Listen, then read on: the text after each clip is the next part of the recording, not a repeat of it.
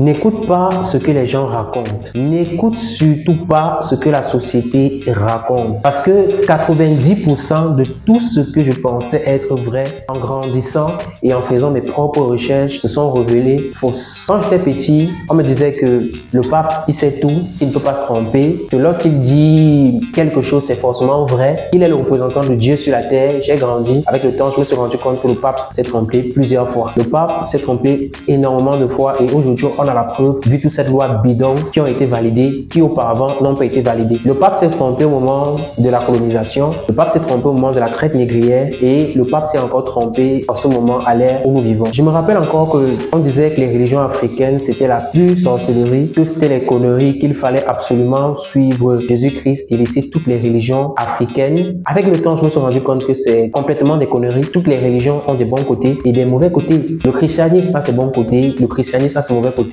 La religion africaine, la spiritualité africaine a ses bons côtés ainsi que ses mauvais côtés. Alors je ne sais pas pourquoi les gens essayent de vilipender certaines cultures, certaines religions au détriment d'autres. Pourtant, il faut prendre ce qu'il y a de bien partout et rejeter ce qui est mauvais, car dans toutes ces religions, dans toutes ces cultures, il y a du bon et il y a du mauvais. Je me rappelle encore quand on me disait de choisir la fonction publique au détriment du business parce que le business est trop risqué. Aujourd'hui, tu fais des revenus, demain, tu n'en fais pas. Avec le temps, je me suis rendu compte que c'est des gros conneries, qu'il faut faire ce que tu aimes et ce qui te rapporte dans la vie, ce que lorsque c'est difficile, tu peux toujours te relever.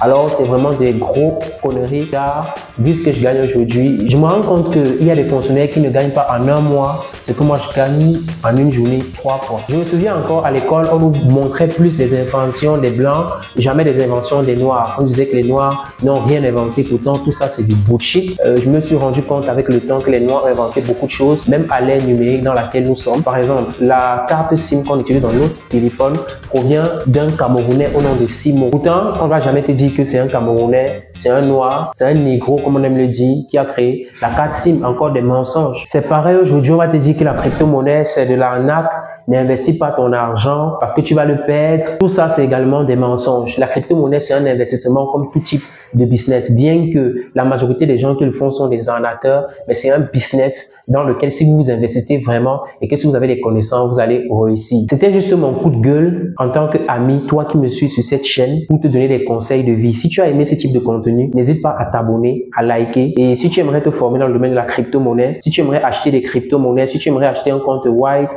un compte Stripe, écris-moi sur WhatsApp sur le numéro juste en dessous de la vidéo. On se retrouve dans une autre vidéo. Ciao, ciao!